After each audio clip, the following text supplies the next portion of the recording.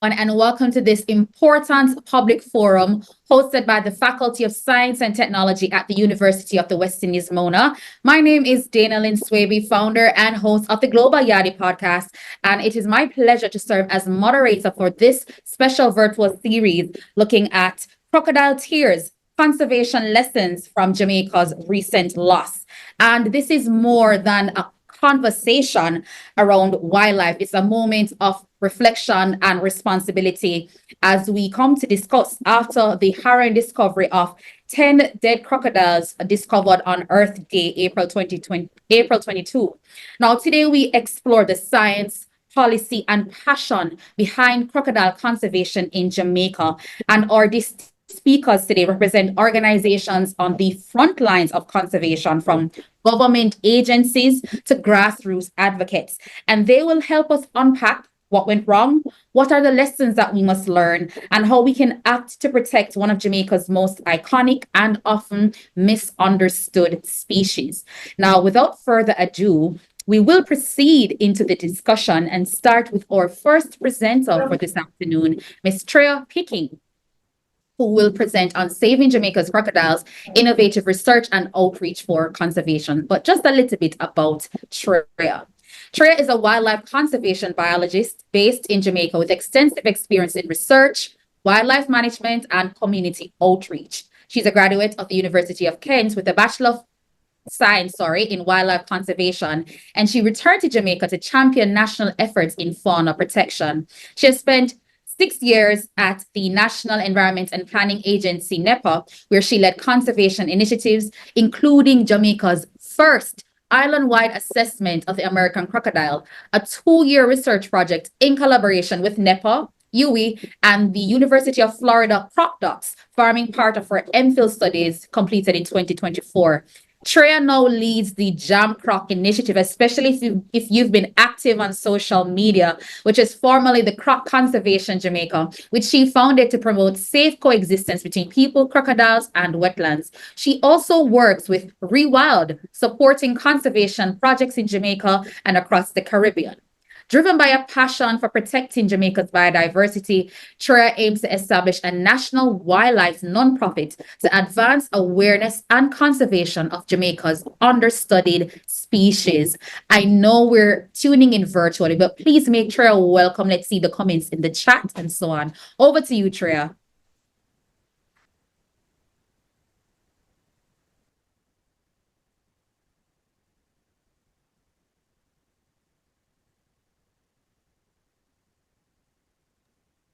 Thank you so much for that introduction. Let me just set up my screen. So yes, thank you so much for that introduction. Thank you everyone for tuning in.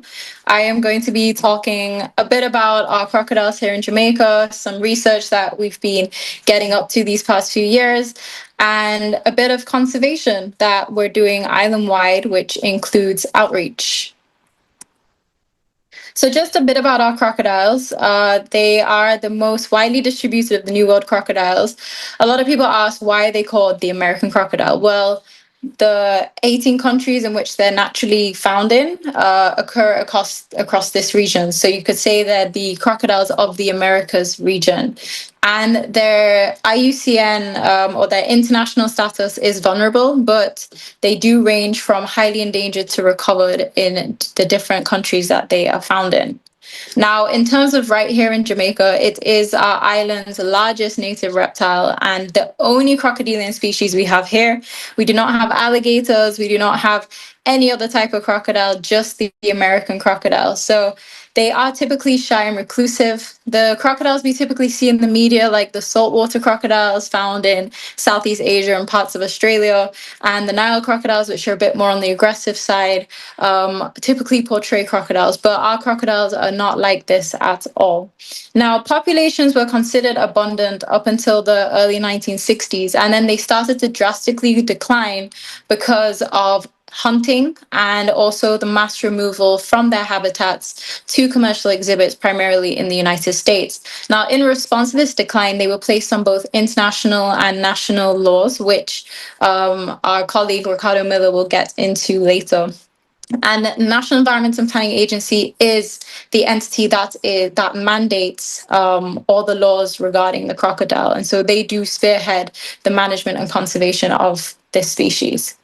Now, our island seems pretty big, crocodiles seem pretty widespread, but when we actually look at the map, only a small portion of the island provides habitat for our crocodiles. They're primarily found along the south coast with small isolated populations along the north coast. Now, we actually have records of crocodiles being found in every single parish. Even in St. Anne, up until the other day, we didn't have an official record, although we knew that they were around. And then there was an incident where someone had encountered a crocodile back in 2023. But when we look at the distribution of our crocodiles, they've been here way before humans arrived in Jamaica. And so their population was probably quite widespread. And the habitat is shrinking due to our anthropogenic impacts, where we are developing and encroaching more and more into their wetlands. And so their habitat is shrinking. Now, the natural wetlands they're found in can be rivers, coastal lagoons, mangrove swamps, and they're also found in artificial wetlands such as sewage ponds, fish ponds, and canals. And they do use the sea to travel between their various wetland habitats. Now, the biggest threats and challenges that our crocodiles face, the biggest one is just our attitude towards them. There is an ingrained fear towards reptiles and amphibians in our culture, unfortunately. People are, afraid of the little lizards on the wall. And so imagine a huge, giant lizard, crocodile, being at their front door. The fear is very much real. But a lot of the time, there's a lot of fear because there's a lot of misconceptions with the species behavior.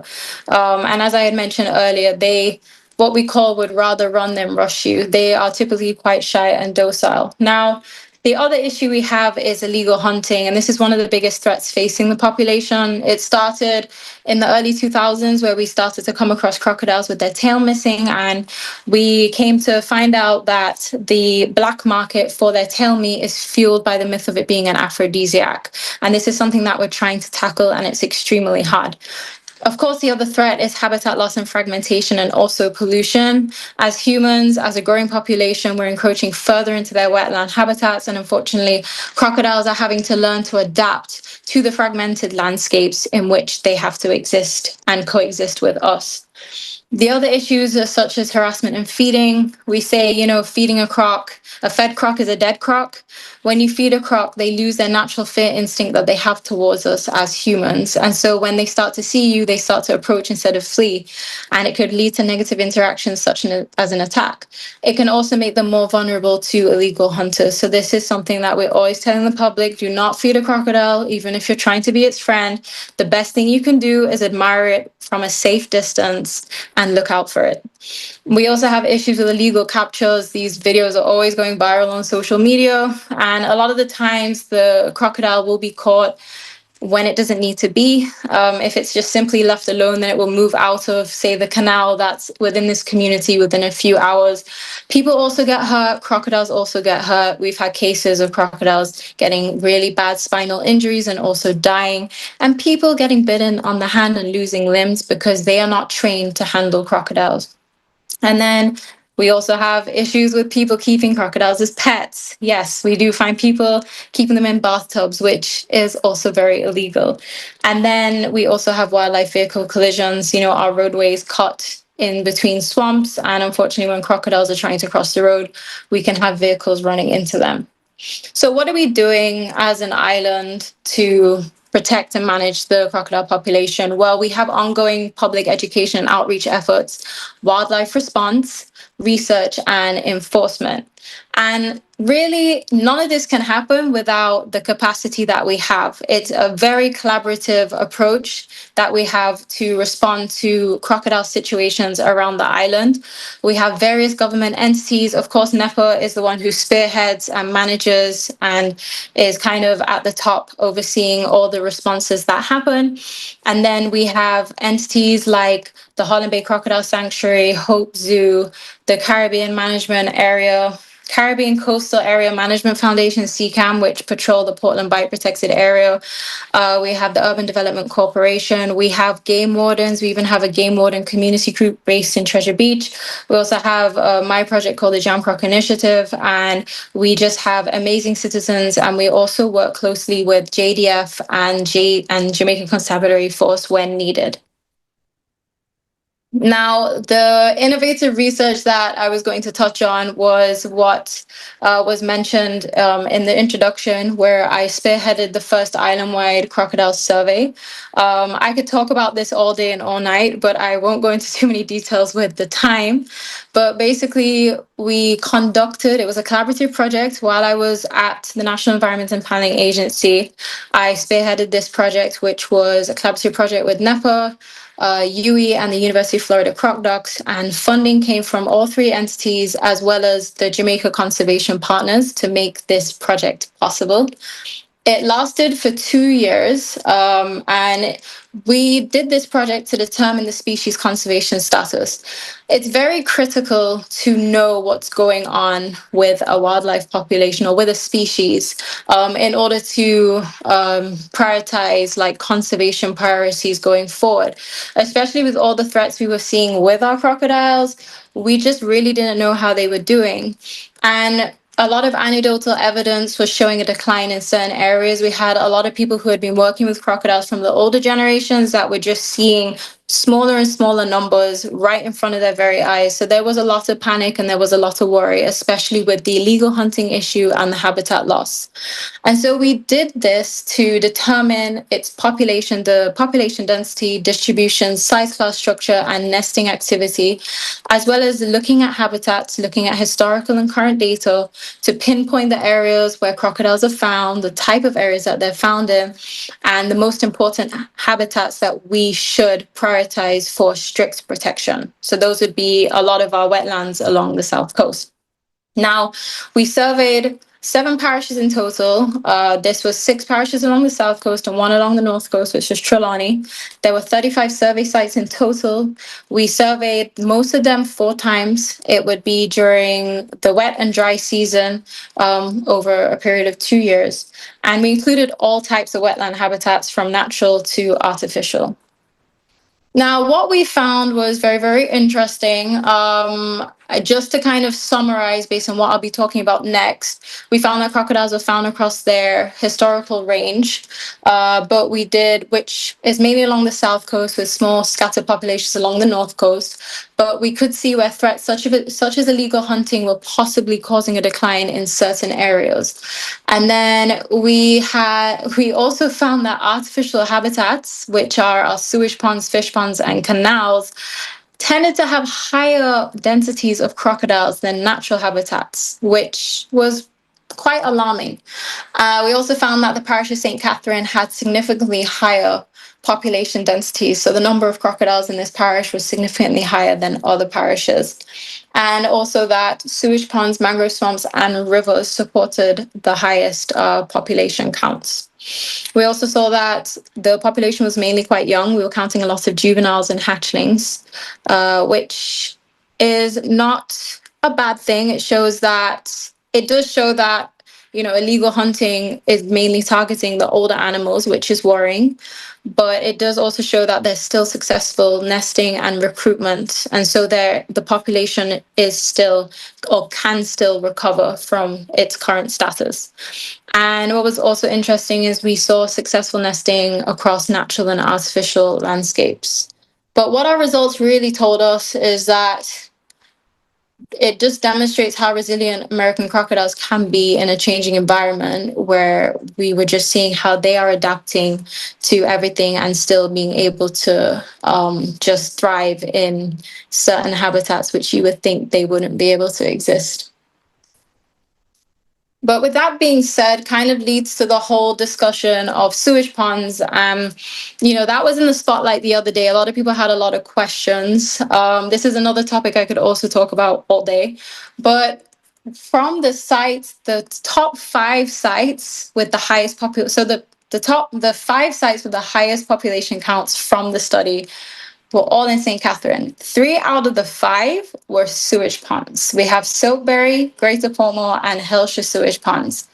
We also found, when you really look at the map on this screen, you can see that there is a very diverse wetland network, and it supported all crocodile life stages, from nesting to recruitment to breeding adults, which was pretty cool.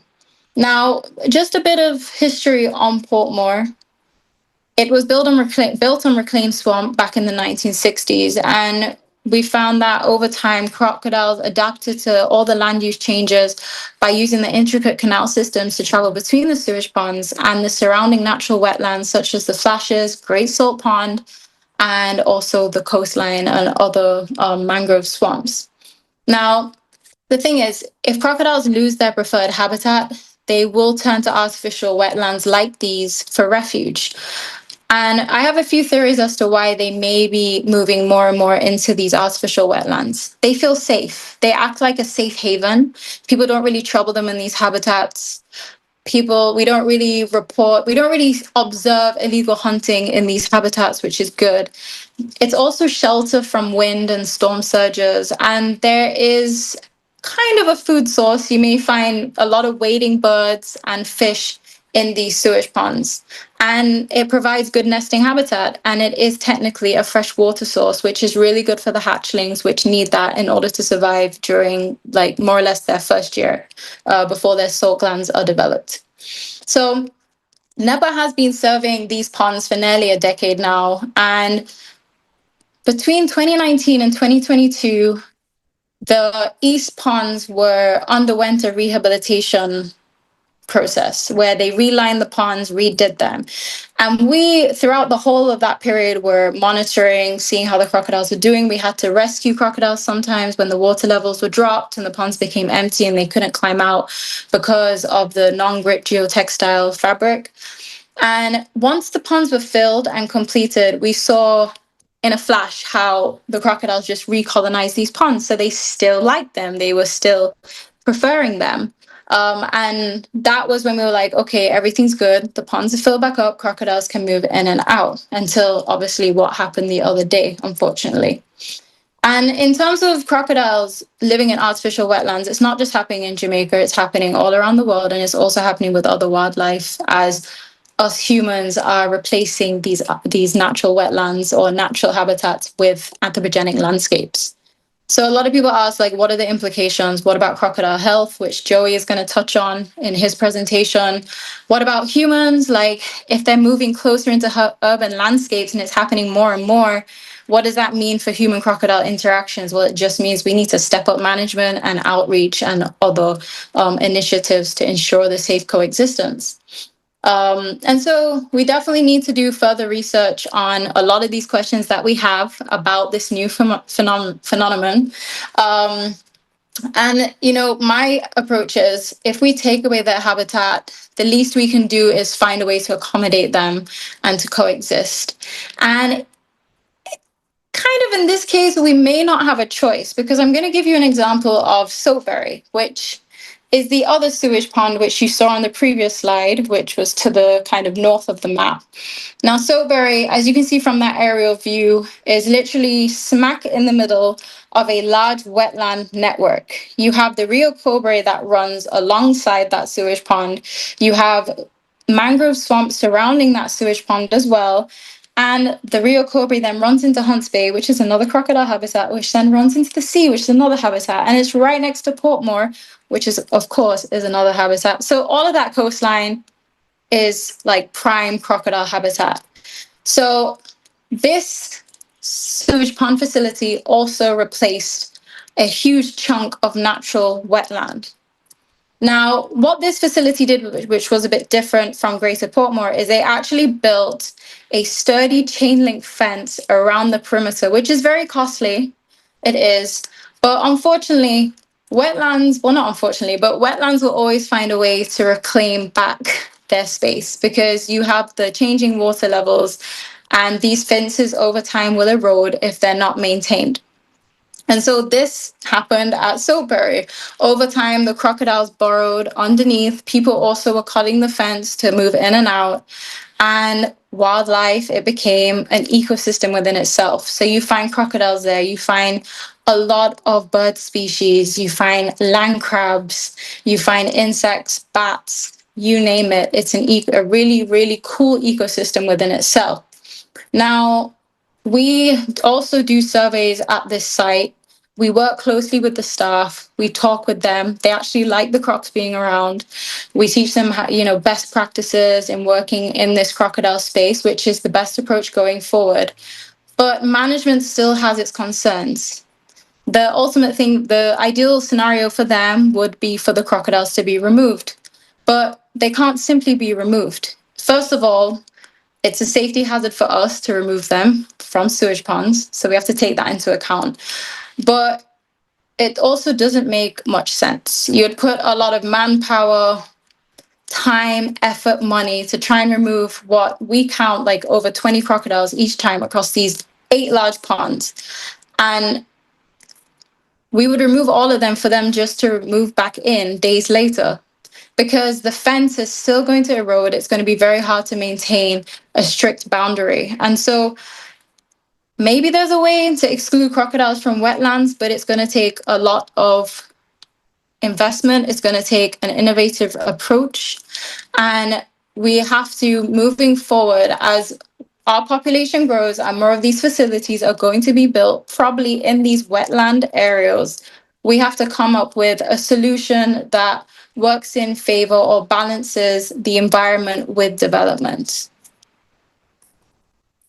So I'm just going to talk a bit about the Jamproc initiative quickly, which is a project I recently, it started off as an Instagram page back in 2018 to raise awareness and highlight conservation activities around the island, which was well needed. And it was formerly known as Croc Conservation Jamaica. It received funding last year for the first time from a USAID combating wildlife trafficking project of the Caribbean, and it supported activities that we carried out, monitoring, outreach, and enforcement. We had a formal partnership with NEPA, and we also partnered with other entities such as Hope Zoo, Holland Bay Sanctuary, communities, and game wardens to basically keep up the crocodile conservation momentum with the efforts that were taking place. So some achievements were just continuing to monitor crocodile habitat, the population. We want to collect more and more data so we can start to even get better ideas of the numbers in certain areas and if they're declining, if they're increasing, how they're doing. Our key partner was with NEPA, worked with a lot of people on it. The next thing we did was to actually create updated educational material, which is well needed. And this educational material will set the foundation for outreach initiatives in the future. So I worked with a local graphic artist called Rory Atkinson to create an infographic, a pamphlet, and a poster, and also worked with a young artist and environmentalist who created this amazing crocodile life cycle diagram. It was shared and reviewed by project partners and the Endangered Species Working Group, and it will be published shortly. So this is the infographic, this is the pamphlet, the front, the back, and this is the poster. And then one of the other activities we did was just enforcement. With enforcement, we want to increase capacity, just with response to cases, whether criminal cases or just responding to a crocodile on the loose or a displaced animal. Now, we organized a workshop, worked closely with Hope Zoo and NEPA, and all 3 of us led it. It was me, Leighton, and Joey. It was an amazing, really successful day, 19 participants, and it was participants from NEPA, UDC, and Hope Zoo. We did a theory and practical session in ecology, response, and safe handling, and also gave some equipment to everyone, and we are planning to do some more in the future. And just some of the other activities were just outreach, more social media stuff, which is a key thing, taking part in the Head Start health screens, which I think Joey will also touch on, and then just getting the word out there as much as possible with TV and radio features, and then supporting outreach activities. Enforcement activities. And then in terms of the activities for this year that we're continuing, USAID was dismantled back in January, which did affect the funding and the project a bit, but we do have funding now from Rewild, which is great. We're continuing the monitoring of the population. We're going to do some more workshops, as I had mentioned. We're going to drop a radio ad soon, which everyone should listen out for. And we hope that this really catchy jingle gets the message across about how to be what we call jam crockwise. We want to just develop an actual Jam Croc outreach program and crocodile signage and possibly a website to have an official platform to share information and resources. Thank you for listening. Any questions? Okay, thank you for sharing, Trey. I believe we will hold the questions till, well, not necessarily hold. If there are comments in the chat, we will review and share, in between presentation segments, but I'm not seeing any just now. But let us just, on behalf of everyone tuning in, have to give commendations for for you firstly setting the context as it relates to the threats that are facing crocodiles and, a lot of considerations coming in. But overall, we're grateful for the kind of research and outreach that is clearly making an impact, shifting the understanding of crocodiles and hopefully our attitudes towards, our indigenous reptiles in Jamaica. So Treya did very well in setting the situational framework. And now I want to head over to Ricardo, who will now dive into the legal framework as he'll be touching on the Wildlife Protection Act and crocodiles in Jamaica. So Ricardo is the coordinator of fauna within the Ecosystems Management Branch at NEPA. And just to give a more background as to who he is, Ricardo is a zoologist and long-serving conservation leader at NEPA, as I mentioned, with over 20 decades of impact. He leads efforts to protect Jamaica's native, protected, and endangered species, including the American crocodile, Jamaican boa, yellow-billed parrot, giant swallowtail butterfly, and marine turtles. Ricardo began his career with a landmark study on game bird populations and has since developed and implemented national management plans, most notably for the American crocodile, ensuring science-based conservation strategies are regularly updated and enforced. Under his leadership, NEPA's fauna program has expanded its national reach and international partnerships, building strong collaborations with entities such as Hope Zoo, CropDocs, IUCN, and Convention on International Trade in Endangered Species of Wild Flora and Fauna sites to enhance research, training, and capacity building. Ricardo is a graduate of the University of the West Indies with a master's in marine and terrestrial ecosystems, and he continues to shape Jamaica's wildlife conservation agenda through evidence-based management and stakeholder engagement. Again, he'll be sharing on the Wildlife Protection Act and crocodiles in Jamaica. Please make him welcome.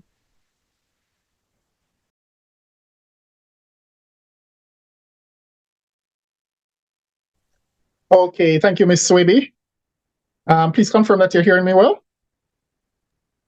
You're good. Okay, great. My presentation, first of all, it is a pleasure to be here and thanks for the invitation.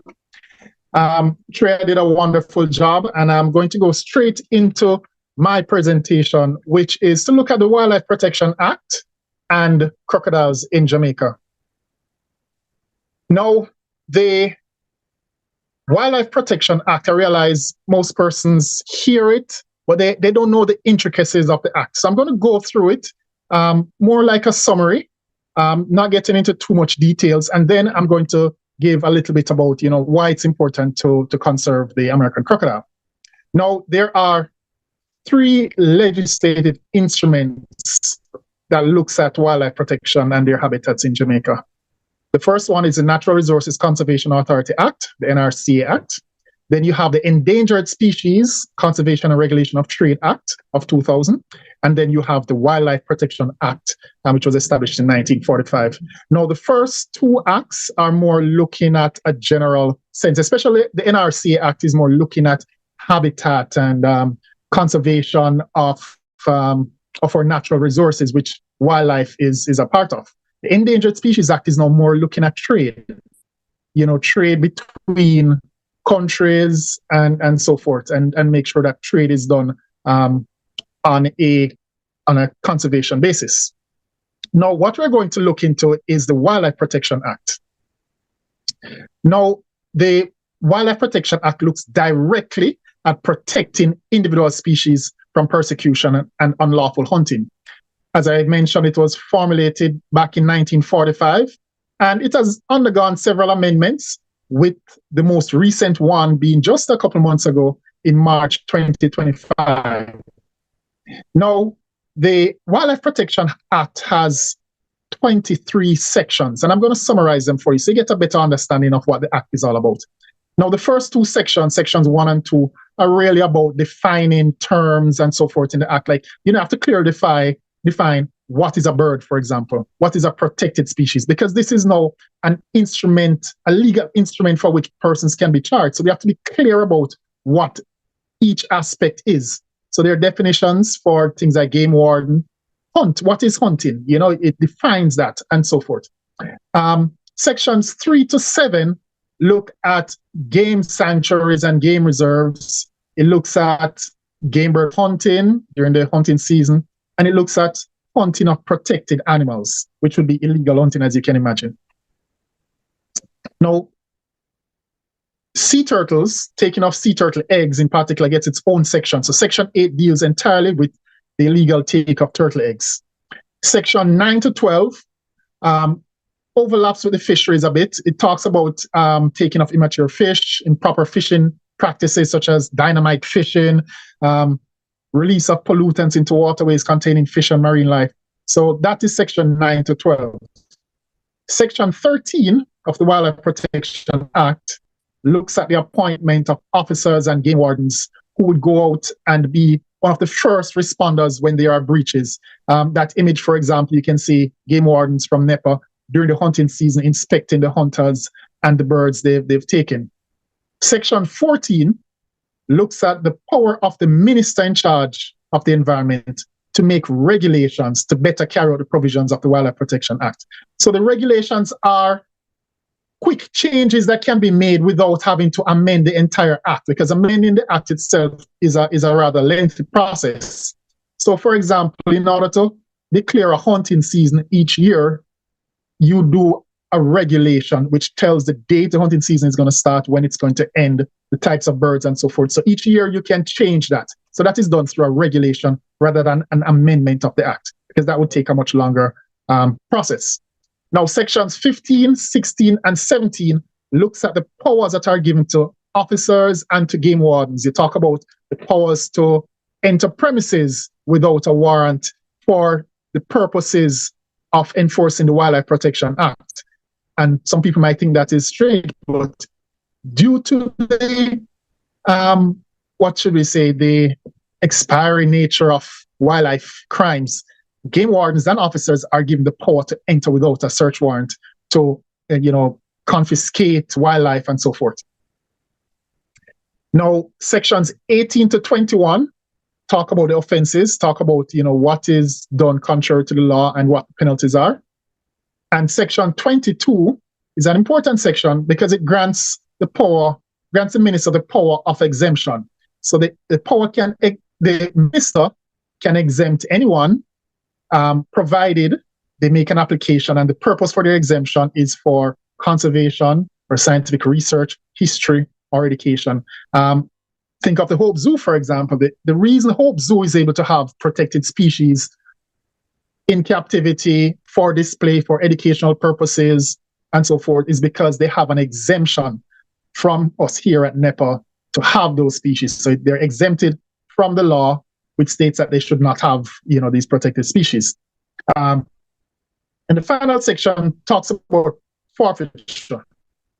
For example, if someone is caught doing something illegal or they have an illegal animal, say a crocodile in their possession, it is automatically forfeited to the government of Jamaica. So we take possession of it. There is no argument about it. Even if they are within, say, a game reserve with a vehicle conducting illegal activities, illegal hunting, to the discretion of the court can, let them forfeit the vehicle or the weapons that they're using. So, forfeiture is another important aspect. Now, the Wildlife Protection Act also has 4 schedules. So these are 4 sections at the end. And the first section talks about the game sanctuaries. It gives a description of the game sanctuaries. There are, I believe, 17 game sanctuaries. It shows maps of the boundaries and so forth. So it defines what the game sanctuaries are. The second schedule speaks about game birds, the birds that are being hunted. Because if the Wildlife Protection Act is protecting these wildlife, game birds are a special aspect where we allow persons to hunt within a certain time frame, and of course, once they have a permit to do so. And the second schedule also talk about non-protected birds. And this is important because how the law is written, how the Wildlife Protection Act is written is that all birds are protected because we have so many. We have over 300 species of birds when we count the migrants that are coming in and passing through. So it's easier to create a list of birds that are not protected rather than creating an exhaustive list of over 300 species. So the non-protected birds would include things like chicken. We eat chicken every day. It's a bird, so it's not protected. So people can, slaughter chicken and cook it. It also includes, pet that you buy at your pet shop, budgies and little things like that. And it includes a lot of invasive species, introduced species that we actually want to get rid of out of our environment. And so, someone catching an invasive species, for example, would not be breaking the law. And the final, the third schedule, talk about the protected animals. And of course, the American crocodile is listed under the third schedule of the Wildlife Protection Act. Also listed are things like the Jamaican boa, sea turtles, the giant swallowtail butterfly. And I mentioned all birds are protected except those that are listed as non-protected in the second schedule. And of course, the last one, the fourth schedule, is actually very new. This was implemented in the last amendment in March 2025, where everything is, all the offenses are brought together in one area, where you can now look at the offenses and immediately see what the maximum fine is and what the terms of imprisonment are in the event that they're unable to pay the fine. And actually, in this last amendment, the fines and the terms of imprisonment have actually increased drastically. Before that period, it was $100,000 or up to 12 months imprisonment. It is now a maximum fine of $3 million or up to 3 years imprisonment. So that is a good win and hopefully will serve as a deterrent. Now, the Wildlife Protection Act and the crocodile. The American crocodile, and let me just state it here clearly, is protected under the Wildlife Protection Act. And so it is an offense to have in one's possession the whole animal or part thereof, whether alive or dead, including eggs, teeth, skin. As long as it's a part of a crocodile, it is illegal to have it in their possession. It is also an offense to harm, kill, or willfully molest a crocodile or its nest. And this is the updated fine. The penalty is now a maximum of $3 million, as I mentioned, or a maximum of 3 years imprisonment. And this amendment is very recent, just 2 months ago. My presentation is coming to an end because it's a very brief presentation. Now, why protect the crocodile? You will see Ms. Picking gave a very long and good presentation on the plight of the crocodile. So why is it we're trying to protect the crocodile? First off, it is an important species. All species are important and they do play a vital role in the ecosystem. We want to look at the intrinsic value of these species, not just what benefit they are to us. I think it's rather selfish when we start to think, what does this thing do for us? The fact that it is here, it is ordained to be here. It was here long before humans arrived. And that goes back to our natural heritage. The crocodile has been a part of the Jamaican landscape from before even the Tainos arrived in Jamaica. And of course, long before Columbus came and all the Europeans. So the crocodile has been here. They basically own Jamaica. It is the largest predator on the island. And that is something we need to be proud of. A lot of countries do not have something like this to showcase, The issue comes in when we have this human crocodile conflict and, people are jostling for position, for space. But we now need to ensure that we have enough space allocated for the crocodiles for where they can be, they can continue to live in perpetuity. And as Treya mentioned, man-made wetlands are now becoming a popular refuge for crocodiles. And these man-made wetlands include sewage ponds. The crocodile is featured on our coat of arms. It's something to be proud of. It's right there on top of the coat of arms, as you can see in that image. And of course, there is that benefit to us, and I'll leave that for last because that shouldn't be the reason why we're protecting the crocodile, but it's a reason nonetheless. It offers income, financial income for lots of communities, especially we can think of, the Black River Safari Tours, for example. The entire town of Black River is built on the crocodile adventures and the crocodile safari tours and just wildlife and ecotourism in general. And so it's important to have, a good, healthy population of crocodiles. Imagine tourists arriving and going on one of these tours and not seeing any crocodiles on the river. So it is an important species in that regard. And that, ladies and gentlemen, is the end of my presentation. Thank you very much. Thank you so much, Mr. Miller, for grounding us in the legal landscape and the affordances under the wildlife protection, afforded under the Wildlife Protection Act.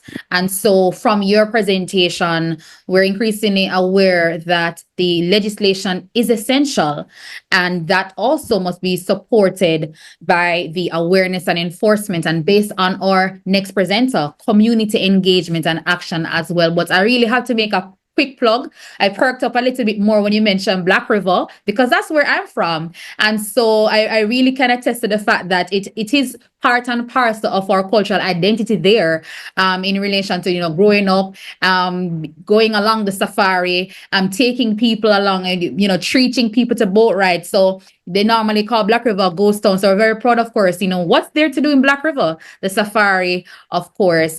So we do appreciate that. So now we're going to transition to Damien White, who is a biologist and environmental advocate with over 26 years of experience in conservation, research, and public engagement. He holds a Bachelor of Science in Environmental Biology and an MPhil in Zoology, and is currently pursuing a PhD in zoology at the University of the West Indies, Mona, where he also lectures part-time in the Department of Life Sciences. Now, Damien has authored over 11 peer-reviewed articles and more than 85 scientific reports with research spanning Jamaica's endangered species and invasive threats. He leads science outreach and, if I dare say so myself, has done well in the area of citizen science and engagement on the Roosters World JA across social media platforms, Instagram, Twitter, TikTok, Facebook, and works closely with schools, churches, and community groups to promote environmental awareness. Damon serves on several national committees, including chair of NEPA's Endangered Species Working Group, deputy chair of the Invasive Species Advisory Group, and member of the Jamaican Iguana Recovery Group and the Scientific Authority. Damon is also president of the BirdLife Jamaica and an active member of other local regional, or a member, of BirdLife Jamaica, an active member of local and regional environmental NGOs. So beyond the science, he enjoys outdoors. So, and if you're keeping up with Rooster's World, we all would know this. He loves caving, cooking, and playing sports, including football and rugby. So now over to you, Damien, as you speak on croc value, mitigating human-wildlife conflict through community engagement and education.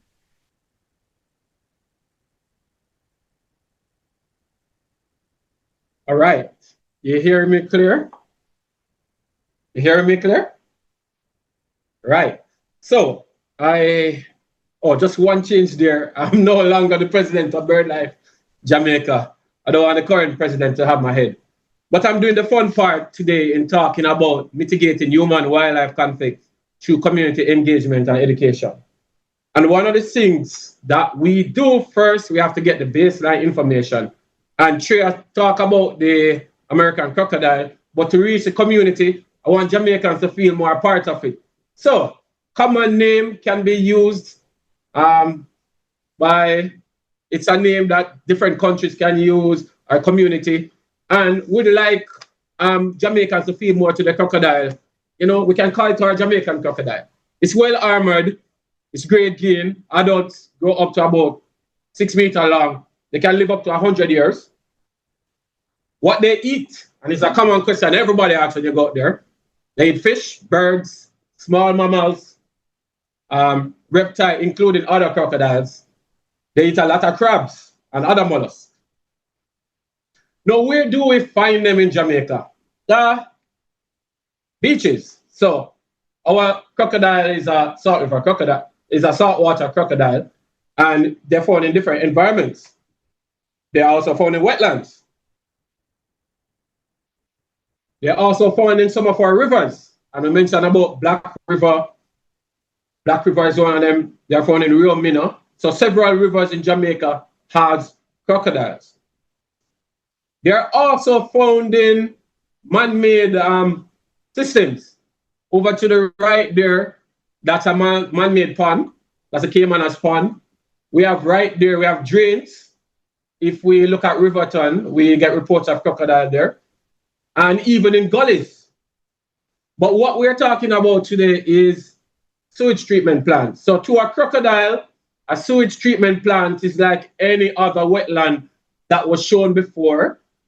It has a lot of the characteristics of a wetland. So a croc doesn't really differ a sewage plant that has ponds from a natural wetland. So those are the habitats we normally find.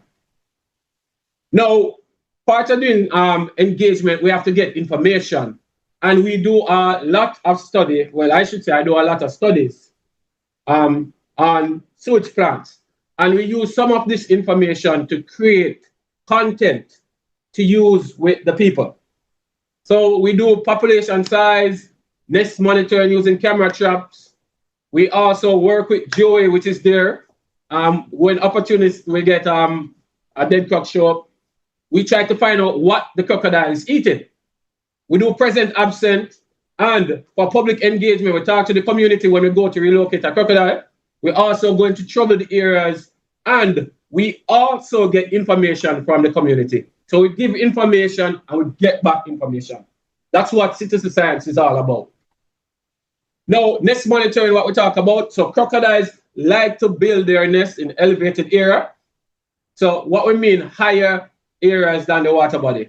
And to the right, to the left here, we have a picture of natural at a river bank where, the normal soil is soil such as sand and, sandy soil. However, at the sewage plants that we're talking about, that a lot of people don't know, the sewage plant berms are made of mostly limestone. And the crocs, as you can look at my small foot there, size 12, you can see how big the hole is. So that's our croc nest. So they dig and they land there. So we do nest monitoring. And we use the content from our studies to use on social media. Now here is a mommy croc. And interestingly, we found this nest, surprisingly, about 20 meters from a water source. And as you can see, normally you will not find a crocodile way inland like that doing defensive mechanism. She's telling me, stay far from me, rooster. Don't come near to my nest. So mummies are very protective of their nest. Now here we have a mummy, and remember I mentioned about trail cameras. So look at mummy here. We put the trail cameras in areas that we believe is a nest. And here what she's doing, when she hear her baby making sounds, she comes to the nest and she digs. So the babies don't really dig out. Mommy comes and digs nest so the babies can come out. However, there are a lot of predators that comes to the nest. And most of this research was carried out on a few sewage ponds. So let's see. So here we have an heron looking about. That's a baby croc. So that's one of the natural predators. Yeah, the heron of it. And another thing that we have found out in carrying out studies that when you have young hatchlings or juveniles, they often need a shaded area with vegetation for them to survive. This by evading other predators, which are birds, other crocodiles, so they need the vegetation. So normally when you go to a river or even some of these sewage ponds, the areas that are heavily vegetated is where you find the young crocs. Now, what are crocs eating? As Mr. Miller stated before, you can get in trouble to have any part of a crocodile. However, we have been allowed, game wardens are allowed by NEPA, but when you get a opportunistic, maybe a roadkill, or for example, that crocodile to the right, it was during mating season. The males were fighting, and sorry, one lost, and he's here no more. So this provide information for us to find out what they're eating. Now, that crocodile was taken from a sewage plant, and Joy Brown here and his team here did a necroscopy.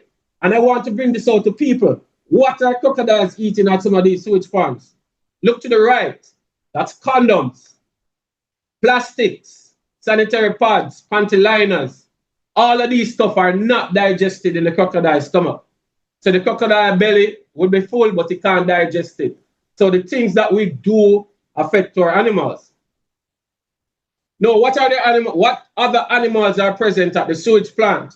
Since we are talking about that today. Well, that right there is a leastern. So we do have a number of wetland birds, and there we have a leastern fighting blackneck stilt. So for years that I'm doing, there are several wetland birds that you found there. One of the most rare ducks, one of our ducks are found there. The West Indian whistling duck, which is a Caribbean endemic, is found at the sewage plant. And there, as you can see, monitor nest, you have leasterns, you have killdeers to the right, you have Antillean nighthawk. All of this nesting occur at a sewage plant. So when people hear about sewage plant, a lot of animals live there. We also have mongoose. So yes, the mongoose are one of the predators that goes to the crocodile nest and dig up. You find them there. We also have kitties that comes out at night, and this kitty was curious with the trail camera, and we have records of them getting hatchlings. We also have rats, and I love the dogs. A lot of dogs come to the sewage plant. So one of the things that we tell people living near areas with crocodile, if your pets go near to the ponds or go near to the river where the crocodiles are, things can happen.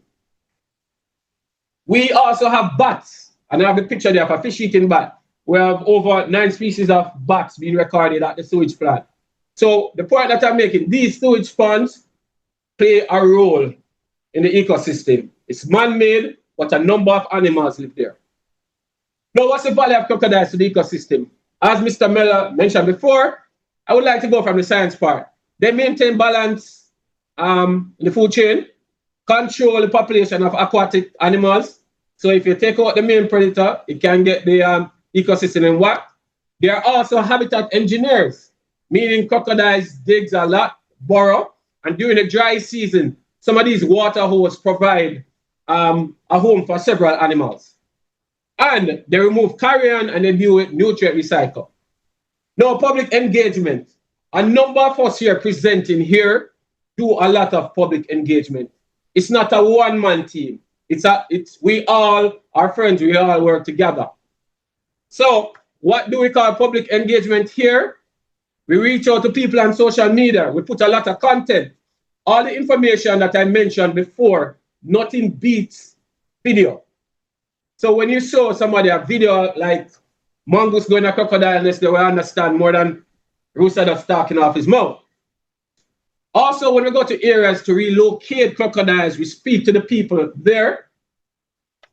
And also people near sewage pond, the communities and that we talk. We also go on TV and radio and try to reach out to more people. Now we're social media. 3.27 million people have cellular phone. 1.61 and climbing use TikTok, Instagram, Facebook, LinkedIn. So we can use this tool to reach a lot of people. Now, one of the things, as I mentioned, when we go to an area, if we relocate in a crocodile, we let the people hold it to let them see how soft it is, one. And by doing this, we can pass on encouragement. Don't harm it. You know, it's part of us. And that kind of deal with the aggression that people have towards crocodiles. We're not saying that crocodiles are not dangerous. We ask you to respect them. We also talk to people about their pets. Now here we have a dog here barking at Mommy Croc. And sometimes Mommy Croc went after the dog. We don't want anything to happen to your pet, but people need to be aware of it. If you don't control your pets at night and you live near areas with crocodile, they will go, and the conflicts like this can go the wrong way. We also like to show people what we are doing to crocodiles. This is a river that full of garbage. The garbage also block their nesting sites.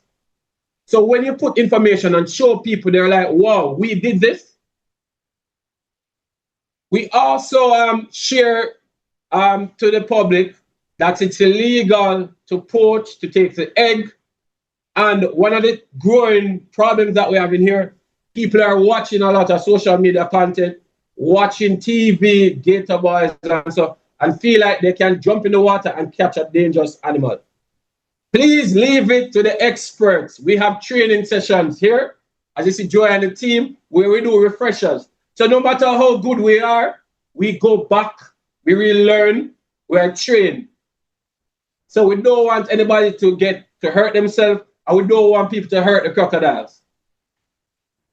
Now, one of the next thing with social media, as you can see here, Joey went for this crocodile, and what touched me with this crocodile rescue is when we asked the gentleman about, why you call us to come to the area, because we know that people poach crocodile. He was said, oh, Rooster and Joey, we follow you on social media. We care about animals. So just to tell you that the things that we do on social media, it have a big reach. No, we also, and Mr. Miller went in it. If you see a crocodile, contact NEPA.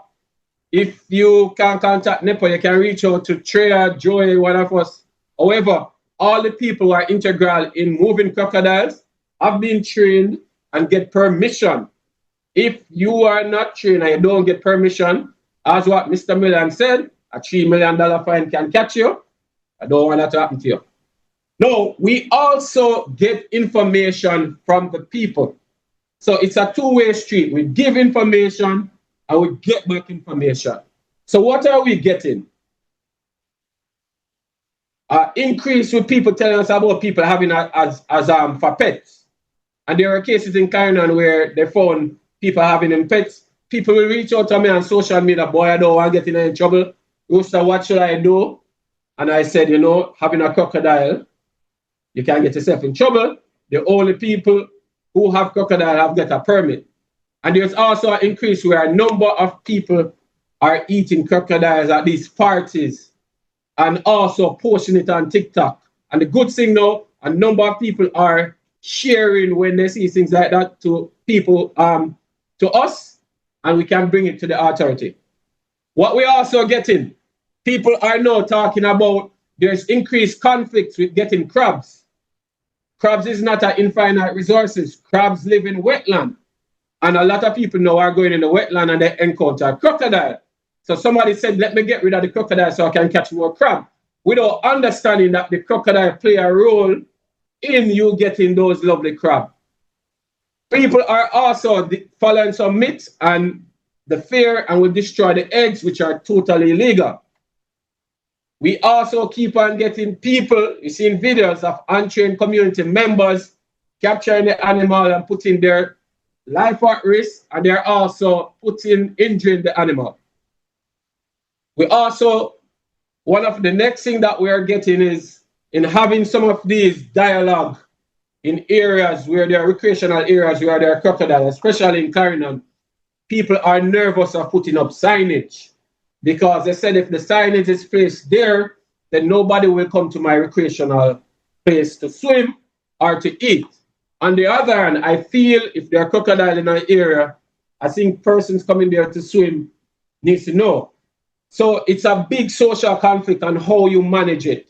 And I think we have to find ways of managing it because if you don't, people will harm the crocodile. So this is one of the problems that are coming up when you're having community conversation.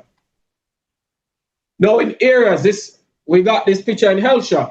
Now what people are not aware of are that crocodiles move, especially during mating season. They might move from one wetland to the other. We don't know why. Maybe they're looking for food. Maybe they're going to check their friends. And we're asking people in these areas to slow down and try and not to catch the crocodile. It will walk over to the other wetland. We also know people cutting off the tail. All of this information was shared on social media. So it shows that people care. The next thing is a number of people are reporting infractions. And one of the things when people report infractions, they want you to act now. So for example, they would send a picture that this gentleman is on live with a crocodile in a pond, showing what he's doing to get more likes. And they're wondering, how comes the authority don't come and deal with this gentleman? And it's a problem because if people keep on doing the same thing and there's no action, then they feel that the crocodile conservationists are not doing their job. One of the big problems that we're getting, and we have to go in community to deal with it, people are going to sewage plants and other areas to feed crocodile. Some are cruel by putting dogs. To the left, there's a dog, pieces of a dog, that as if where they throw in to watch the crocodile eat the dog. When you feed a crocodile, it will, every time you come there, it thinks that it will get food. And if somebody fall in that water, things can happen. We implore, we beg people, do not feed crocodiles. Let them be, let them do what they do naturally. Do not feed crocodiles. Now, one of the interesting things that happened is the public outcry that we have got about what happened at Helsha. And if you look at the middle here, Joy and all of us did a post, and maybe 11.4 million people viewed the post. And there were so much like, and there were so much people asking questions and unhappy about it and trying to rally what we can do about it. I mean, in several years, something like this happened, you'd have the minister say that there's going to be a probe. We would not even have this start going on right now. This is showing that people care, and this is showing that we can do better. And just remember, and as I tell everybody, it's a Jamaican crocodile. It's the largest native animal we have, and a fluid crocodile. Peace. Thank you again. And I now pass you on to Joy. Just before Joy, sorry, let me interject. But thanks for that. A fluid crocodile. I love that. But Damien, we do appreciate the compelling insights that you shared, and even more so emphasizing that, you know, education and awareness goes hand in hand. And I think all the presentations are feeding into each other and making this compelling case for us to drive home the point that, you know, the attitudes towards the education and awareness does make a difference in enhancing appreciation and how we engage. So, and if we leave with nothing, we definitely know to leave it to the experts. So if we're going to be engaging with crocodiles and there's no experts around, that should tell us that we don't have $3 million or 3 years to end up on the wrong side of the law. So really great insights as it relates to the human wildlife coexistence. We do see some opportunity for follow-up, but I just want to acknowledge that there is some engagement in the chat, and we embrace that. So we will answer your questions after, but please keep the questions going. So while we love that you're watching now, the questions that you're asking will benefit those who are also watching later. And so to round off our panel of speakers, we're going to move to Joey Brown. Joey is the general curator at Hope Zoo, a nonprofit zoo and wildlife rescue facility here in Kingston, Jamaica. He oversees over 1,400 animals, and he leads a dedicated animal care team and manages conservation Head Start program for the critically endangered Jamaican iguana. Joey is a Fulbright research scholar and National Geographic explorer. He holds a Master of Science from the University of Oklahoma and a bachelor's from the University of Kansas. His graduate work focused on the spatial ecology and conservation of the critically endangered Philippine crocodile and Fijian crested iguana. Joey previously worked in the herpetology department at the San Diego Zoo and is a founding board member of the Animal Assisted Recovery Care AARC program, which launched Jamaica's first animal therapy initiative at the Bustamante Children's Hospital. Now over to you, Joey, as you delve into mission conservation, Hope Zoo's role in the protection of crocodiles in Jamaica. All right. All right, thank you, Miss Swaby. You see my screen okay? Wait, oh, wait. There we go. Here we go. Hold on, let me change something. Wait, skip the slide. What's going on?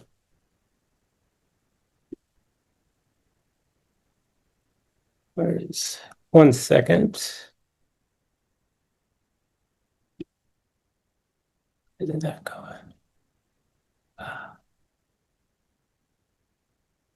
I want to go to, my view's messed up right now. 1 second. Okay, no problem. Joey, do you want us to throw out one question to your panelists while we? Just trying to figure this out. All right. So, All right, I'll just go get started. I mean, it's okay, good, no problem. All right. what's going on. So yes, thanks for having me, Swaby. I'm excited. We're going to talk about mission conservation, Hope Zoo's role in the protection of crocodiles here in Jamaica. So just a quick outline. I'm going to briefly touch on the outreach and kind of capacity building we do at the zoo. Obviously, a lot of the wildlife rehab and rescue work that we do both at the zoo and all around the island. And then talk about some of our collaborative work that kind of Trey and Damien talked about at the Holland Bay Crocodile Sanctuary. And then we'll kind of end off on kind of what even sparked today's discussion at the Portmore sewage ponds. First, I mean, starting off, I just got to big up my animal care team at the zoo. Working at a zoo is busy enough, but being a wildlife rescue facility, it's definitely never a dull day. We have a team of 15 zookeepers, full-time veterinarian, and these guys work their tail off, and I couldn't be more proud of them. We already have 1,400 animals, and then every other day there's a new rescue animal coming in, so big up to these guys. So first and foremost, one of our biggest roles in conservation would definitely be our impact kind of in public education. Every day we have countless school kids and families visiting the zoo, and that's really where the zoo plays a daily vital role, kind of in awareness and conservation from not just crocodiles but all animals. These kids can come to the zoo and see animals that they would only see on TV. And I can promise you there's no more kind of like impactful way for these kids to learn or overcome a fear than when they can actually touch and put that animal in their hands. We get kids come to the zoo every day that are terrified of a crocodile, and then within 5 minutes they have the biggest smile on their face, and they're petting it. And we also do a lot of outreach, going to visiting different schools, different fundraising events, getting out there as much as we can, from primary school all the way up to college kids. It really makes a big difference. So kind of one of the other big roles we do, kind of helping out kind of with the local community, is some of the croc workshops that Treya and kind of Damien mentioned. So this is one of the big kind of capacity building efforts we're able to assist with and provide. This really helps out with our local NGOs and government agencies. I'm going to start a little video. So the first one we did back in 23 was with CCAM and NEPA. And see, this starts. There we go. So the workshops focus, on, safe practices of capture, restraint, and transport. So it's a day-long thing. We usually start off with smaller crocs and work our way up to bigger crocs. And this is really valuable stuff to share with, our colleagues around the island. Kind of one, it obviously keeps them safe if they encounter a croc or they have to help out with croc rescues. And it also improves these chances of saving crocs. There's, as you guys will learn, these croc rescues pop up at the most random times and all around the island, and we can't all be there. So the more people that we can have properly trained, we can have a more rapid response to these croc rescues. Because Treya, Damien, Ricardo, they can all vouch for you. There's been countless times where, we've lost crocodiles just because we didn't get there quick enough or it was too far away. So these workshops really help with the capacity building and training our fellow colleagues around that can help with these kind of croc rescues, and also with more outreach work with the public. So we did another one in 24. This one was focused with NEPA and JDF, more government agencies. Treya mentioned the JDF, Jamaica Constabulary Force. We work routinely with them. Crocs in the communities, crocs popping up in the middle of the night. And these guys often help us out all the time. And so getting them trained, getting them comfortable with crocs is a really big kind of productive effort we can do. And number two, it kind of builds our network amongst kind of, these people on the island, when you need help at a certain time at night. These guys are, now that we've kind of become familiar and spent the day working with crocs together, it becomes much easier working together. And then one of the most recent ones we did, which Treya mentioned with the Jam Croc Initiative, was another workshop. And this was with NEPA and UDC. And this is, again, another full, fun day of productive kind of learning. Started off in the mornings with more kind of lectures and learning about kind of what we're learning about today. And then in the afternoons, we go out into the zoo and kind of get some hands-on practical work. Again, catching crocs, teaching these people how to, safely catch these crocs, restrain them, and then oftentimes what we have to do is transport them, whether it's for relocation or bringing them back to the zoo if they happen to be a sick croc. And our goal is by the end of the day, people feel that much more confident and experienced. So if a situation pops up, a week or two from now, they're going to be able to safely help these crocs and deal with the communities wherever this might pop up.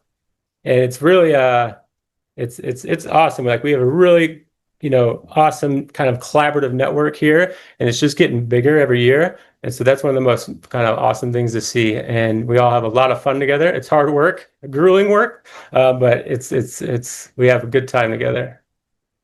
So I'll kind of dive more into some of the kind of rescues outside the zoo. I just threw in some birds in there because those are some of our native birds. So obviously we don't deal with just crocs at the zoo. We do kind of rescue with all our native kind of endemic species here.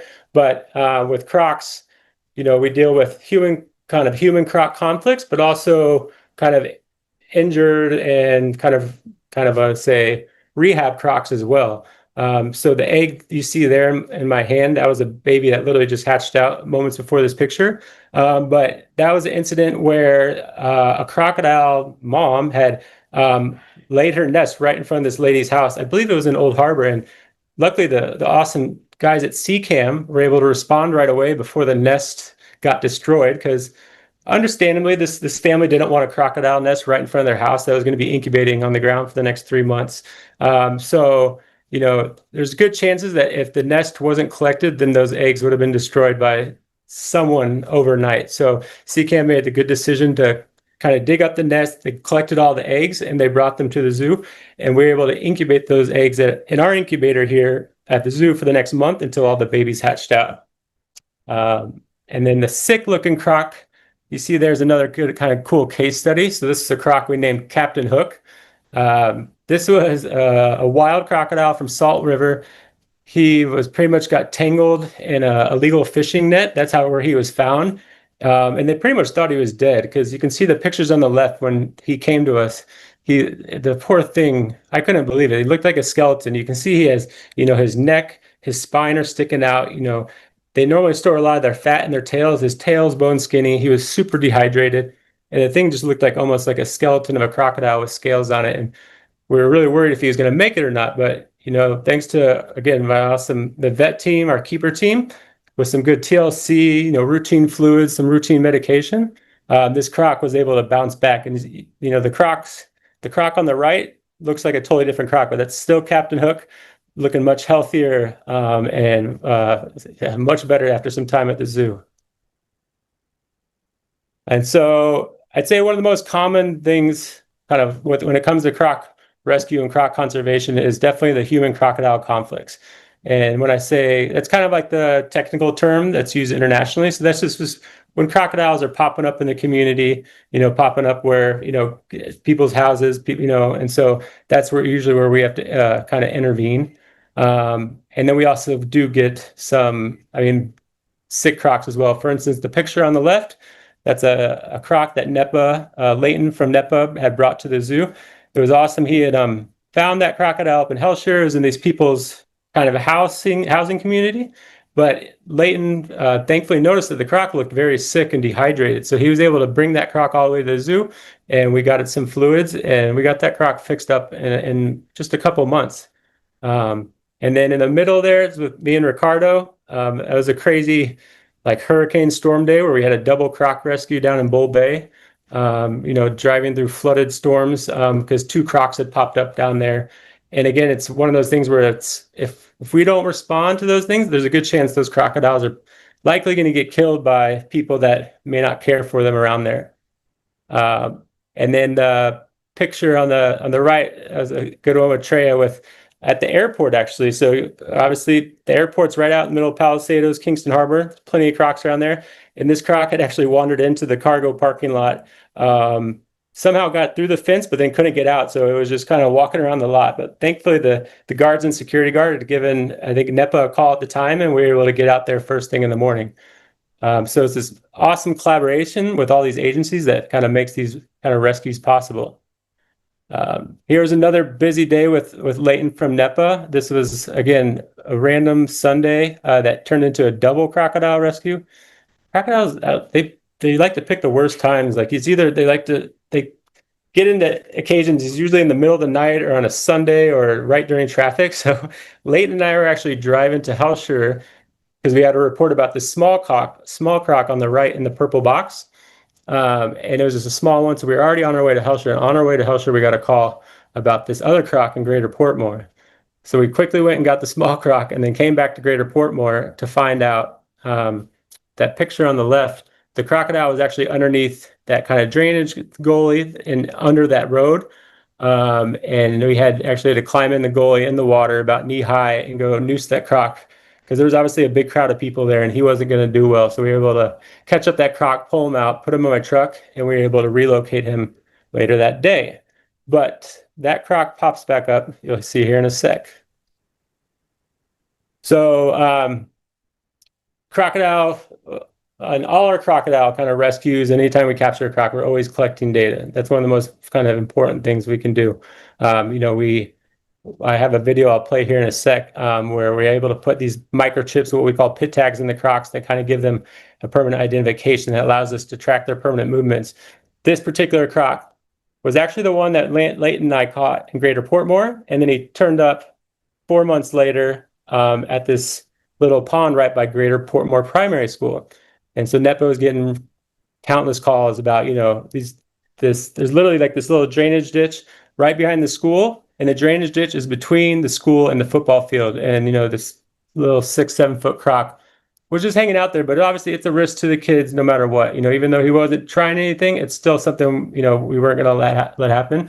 And so we'd actually spend a couple of days there trying to look for him and catch him. And the kids would come out every day and would be cheering us on, trying to help us find them. And, that was really cool because they were like being really supportive. We were giving them our binoculars, trying to look around, and they were having a blast, and we had a blast with them too, And so it's one of those things that kind of Damien mentioned is in the middle of all this, one of the most important things is kind of building these relationships with the local communities, and especially the kids.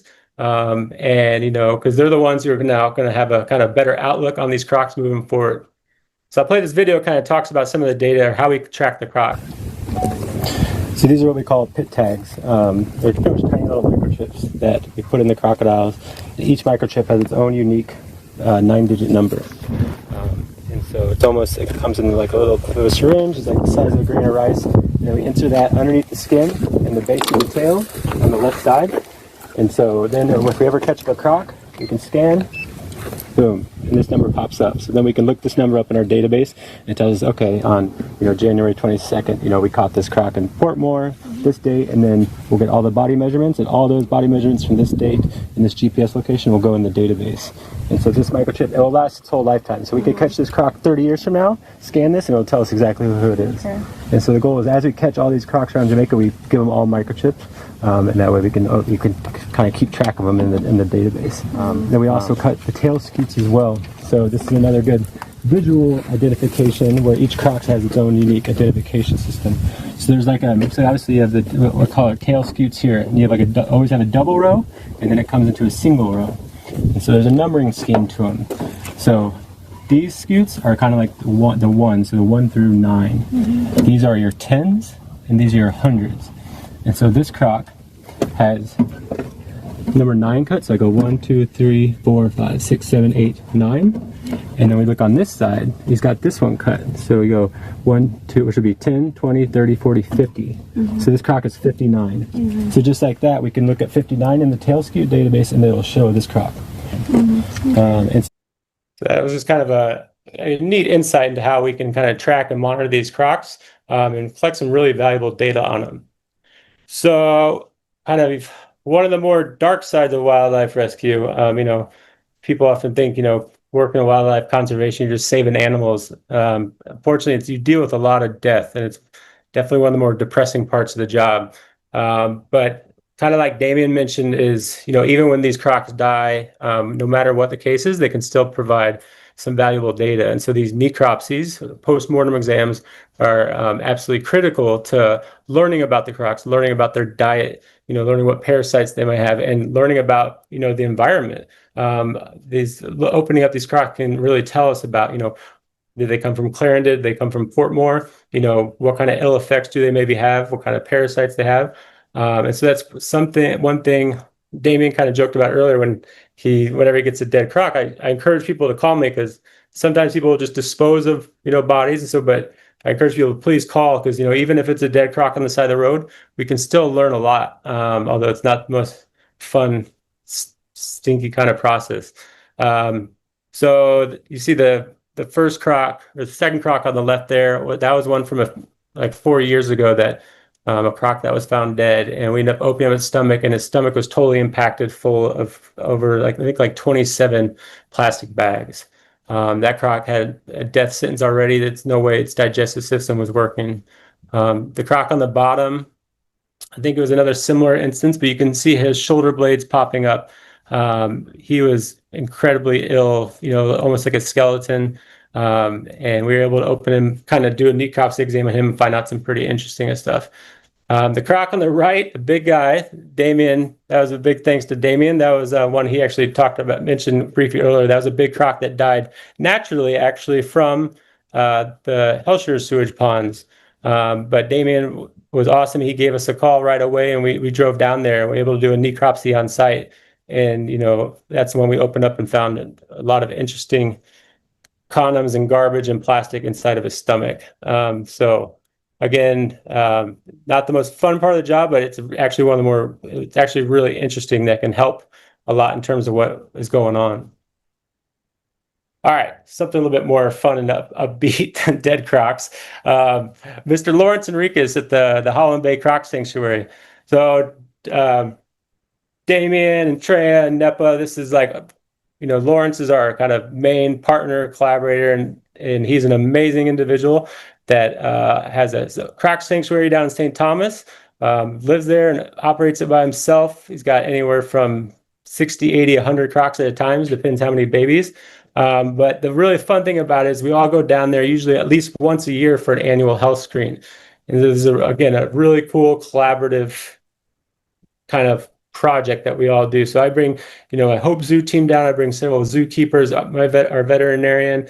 NEPA comes down. We get vets from the veterinary service department, and we try to even encourage graduate students and stuff as well, because this is a really neat opportunity for anyone interested in wildlife to learn. And we also have our awesome international partners, Savannah and Gatorland and Joe Wazalewski, who come down from Florida multiple times a year, not only providing amazing support for Lawrence at the sanctuary, but they usually bring down expertise and then kind of exotic vets that come down and able to even share their knowledge with us. So it's this huge network, a few-day experience where we all kind of get together and have a fun day of learning a lot about crocs. So step one is catching the crocs. So we usually have a group of about 30 to 40 crocodiles we got to catch up. And Lawrence has it's literally like a natural sanctuary down there. So sometimes they'll have 30 crocs in this giant muddy pool that you need to be caught up. And so we have an interesting time digging around this pond, pulling crocs out of underwater caves, and then passing them off to go get data on. Fortunately, it's super hot in St. Thomas, so that water actually feels really good, but that's definitely the more interesting part of the health screen. Steps 2 and 3 is after we catch the crocs, they then go to our vet station. So our vet here at the zoo, we have Dr. Don Harris, who's an exotic vet with 40 years experience from Florida. Each croc goes to the vet station. They do a body condition, looking at joints, making sure these crocs are growing healthy from, they're usually around 3 to 4 years old, and making sure everything's all right. This is a time where sometimes we'll catch maybe an abscess or we catch some eye ulcers. And if that stuff is caught early, then we can treat that early, and it's a better chance of, helping treat that croc. Fortunately, we have had no major issues, but it's still a great kind of learning experience. After the vet station, it then goes on for data collection, where you see the middle picture of Treya and Damani and the NEPA team. And then on the right, a couple of our zookeepers. We're getting measurements on the crocs. So, every year we're getting measurements on them so we can see how they're growing.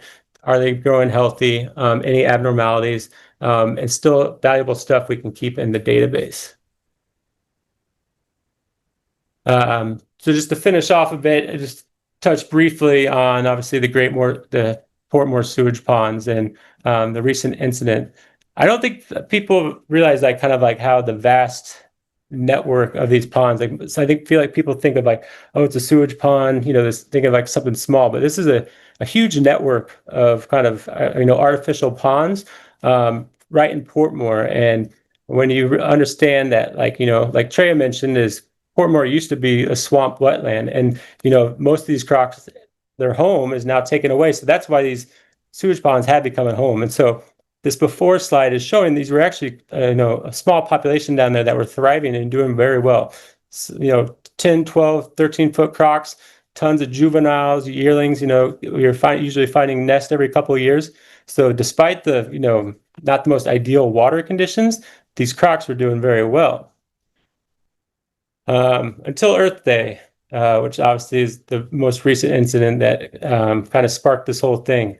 You can see the drone picture on your right kind of gives you some good perspective, So that's the network of ponds now, and you can see Greater Portmore backing up. And that just shows you you look at that all used to be wetlands, and now their wetlands are gone. So now these crocs are obviously in the sewage ponds. The problem is some of these ponds went empty, and then obviously once the ponds get too low, the crocodiles can't climb out. And so when the ponds are full, the crocs can easily slide in and out of the pond. They move between all different ponds. Like I said, I've been joining NEPA with their croc surveys for the last 5 years. And we'll go down there at times, count 20, 30, 40 crocs. And you go down maybe a couple months later and they're all in different ponds because they've moved throughout. But once these water levels dropped, unfortunately, the crocs got stuck. And then, they pretty much got cooked in the sun. And it was kind of brutal to see. I'm not going to, share, a bunch of pictures of dead crocs, but, we were literally walking around. A lot of the crocs were all around the edge of the pond. And if you see that picture in the bottom right, you could literally see all their track marks and skid marks kind of on the pond liner as they were literally all trying to climb out and they couldn't. And so they literally just got stuck and cooked in the sun. And so I think this is obviously one of the more horrifying kind of upsetting cases we found was with the male, which is on the bottom there, and the female on the top. So this is a male and female croc adult, a pair that died kind of their last moments together. The female has her head sitting there resting on the male's back. And sadly, even more sadly, is the female, during decomposition, her stomach had ruptured and she had a belly full of eggs. We ended up counting over 27 eggs in her stomach that obviously didn't make it. And so I got a neat video the other day that will kind of show you the vast size of these sewage ponds and the area down there. In this pond alone, we found, I believe, ended up finding 8 other dead crocs. All of them, they're all around the sides except these 2.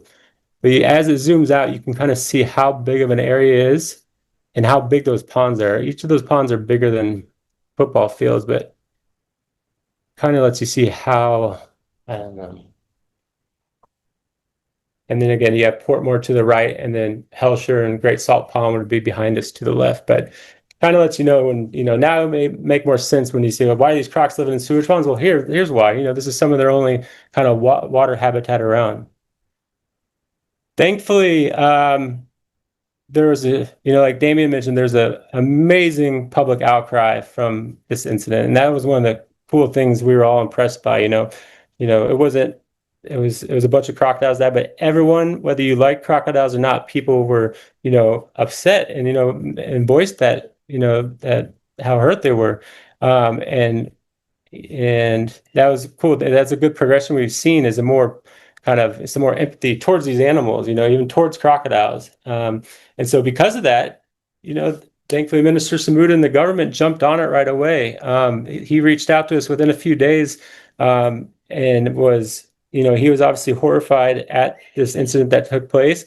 And he was incredibly supportive. He reached out and set up a meeting with NEPA and us, and we met down there literally within a few days of this. It was very encouraging to hear his support, and he was going to make sure, talking with us about whatever needs to be done to make sure this never happens again, he's going to make sure that's put in place. So that was very encouraging to see, because although this is a very, very hard, kind of horrific learning lesson, at least hopefully something can come good of this. And so in the future we have better protections and kind of better protections for our wildlife put in place. So I figured to finish off, and that's the last slide. So to finish off some of the depressing stuff, say thank you slide for some smiles and crocodiles. So I just want to thank the university and the Faculty of Life Sciences for having this discussion, having me, Ricardo, Damien, and Trey here to kind of continue this discussion and bring more awareness for our Jamaican crocs. So thank you. Thank you as well, Joey. And no, don't be concerned. I mean, the depression is the reality that we have to embrace to make the change. But I do think what you have conveyed here is a lot of, as I mentioned, I keep saying appreciation, but for persons who are previously unaware, when we see the depth of the work that is going into conservation, that's going into the rescue, the rehabilitation, and even through your presentation just now, the capacity building efforts in relation to protecting crocodiles. It's really, really encouraging, and I'm sure that more people will be interested, because even on the side of capacity building, what you're doing is expanding the awareness, because when those people go back into their respective communities and so forth, over time, we're getting to the kind of attitude adjustment that we need with respect to crocodiles. And so we have quite some engagement going in the chat. So we're going to be throwing out questions to our panelists now. And I think the first question, but I just also want to encourage us to be mindful of the time as we approach the hour. So the first question, not sure who I can pose this to, but it says, how can we ensure the long-term sustainability of conservation efforts and protect Jamaica's crocodile population for future generations? I'm just gonna randomly go into my mental hat and pick Treya to tackle this question. So I'm gonna repeat, how can we ensure the long-term sustainability of conservation efforts and protect Jamaica's crocodile population for future generations?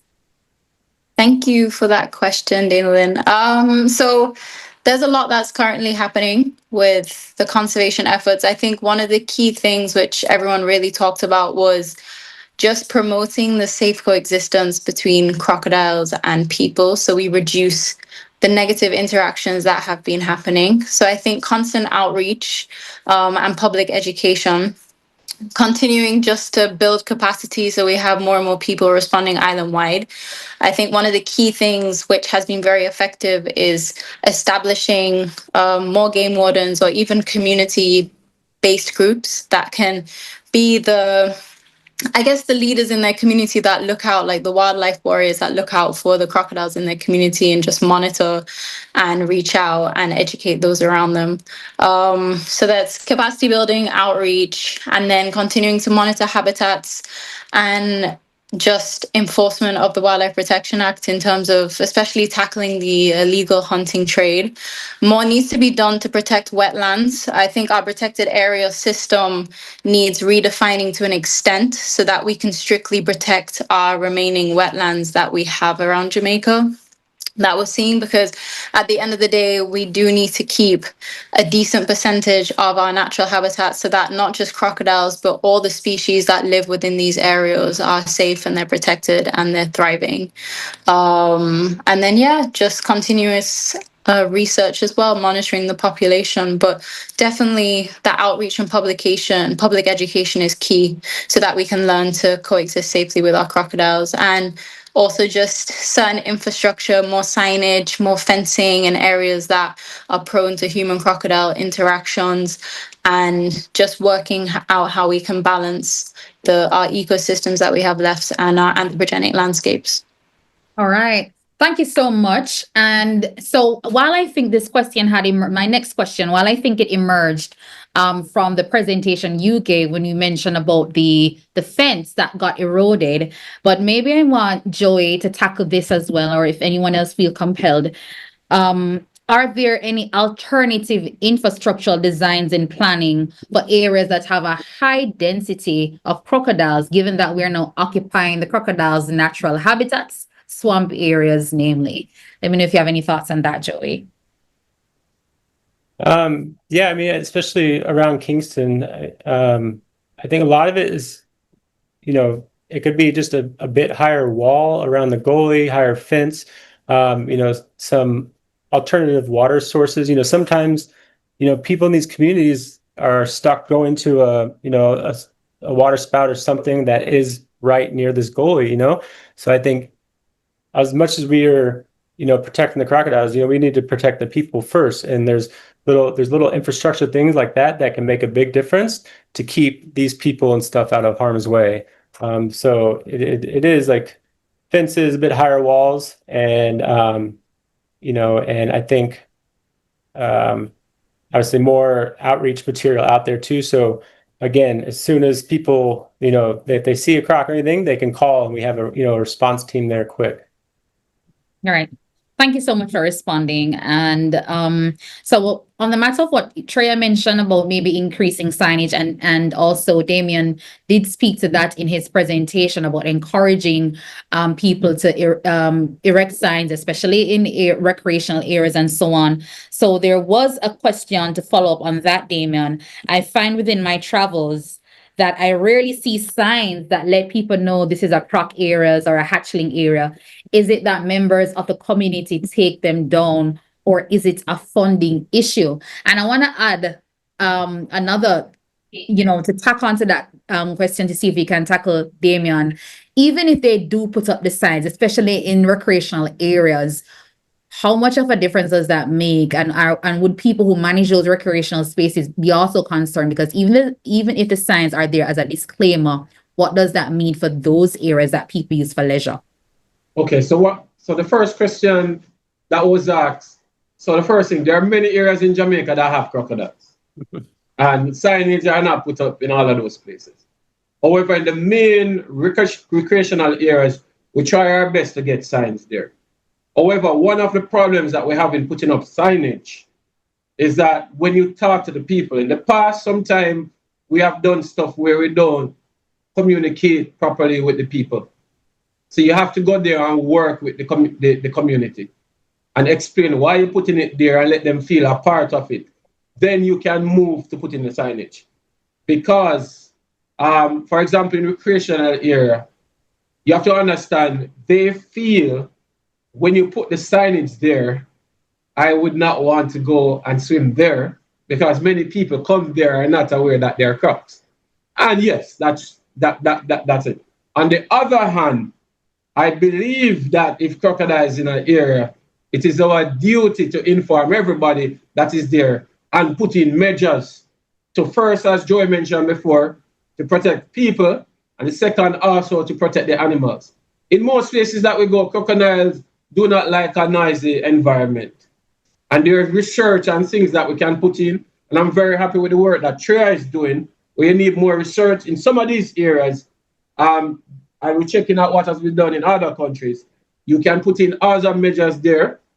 Fencing, we're also looking at option now to put in barriers in the water to see if it could work in stopping the crocs from getting in some of these recreational areas. However, nothing is perfect. These animals are here for millions a year and they're pretty smart. So when you implement some measures, they will try, because just imagine somebody blocking you from your home. What would you try? You try another way to enter. So that's the same way the crocodile is thinking. But I do agree. Yes, and another thing is funding.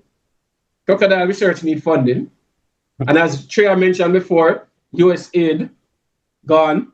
When you see Joy, Treya, and any one of us on our free time and weekend go out and go catch a crocodile, we are not being paid. We pay toll, we put in all of that. We're not asking for money or anything like that, but it's a sacrifice that we make because we feel that they are important. Thank you so much, Damien, for that response. And so I'm gonna bring in Ricardo Miller, no, because somebody has asked for crocodiles who have died of natural causes and found dead, maybe through vehicular accident. Would it be illegal to harvest their skin and teeth for local craft? Okay, thank you for that question.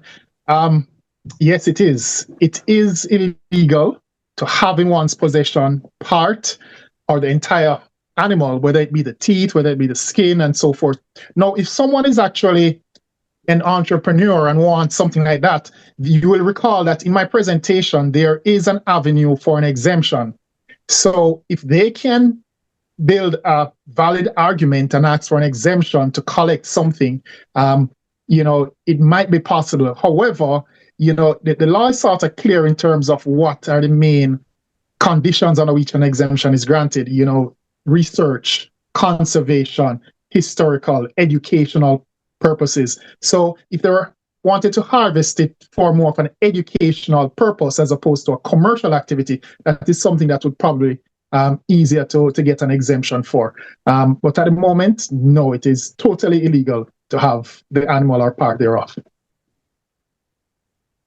And when you think about it, it's going to be hard to prove where it came from.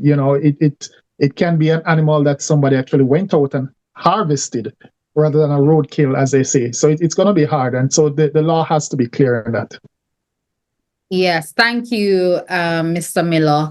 I was searching for another question that I saw was directed at you as well. So from the government's perspective, what was the outcome of the travesty at the sewage pond and what are the lessons learned? Okay, all right. That's a very good question. In Joey's later slides, he showed the outcry from the public and the attention it garnered at very high level of government. The minister, the Honorable Matthew Samuda, called an emergency meeting on a Saturday, and we all showed up and we toured the area. And he said, listen, man, this is not going to occur again. We cannot let this happen again. And so the property is NWC, so NWC was a part of the meeting. And so he left direct instructions for us to work together to ensure it doesn't happen again. One of the first things we did, first and foremost, was to actually bury the bodies. So with NWC, we got heavy equipment. We dug a grave site close by. We collected all the bodies. We actually removed the heads a few days before because we wanted to preserve those for educational purposes. Joey actually has all these skulls, which he can now use with his team at Hope Zoo to do educational programs once the skulls are cleaned up. So we buried them. And the next thing we did was we're in dialogue with NWC and their engineers because we're designing a ladder system to put along the edge of these rubberized slopes of the sewage ponds.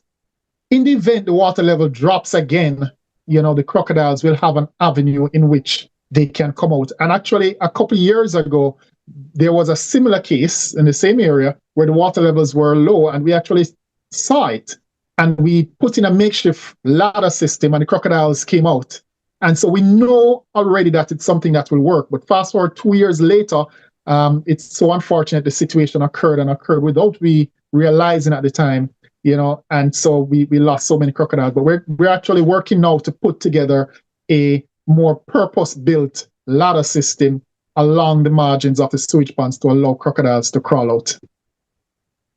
Thank you for that context. And I think hopefully for the person who would have asked the question about what collaborative initiatives have been put in place to prevent the repeat of this tragedy, your response and segments of Joey's presentation would have, answered that question. But somebody else did ask that is there like an alert or monitoring system in place to alert authorities of the lowering water levels?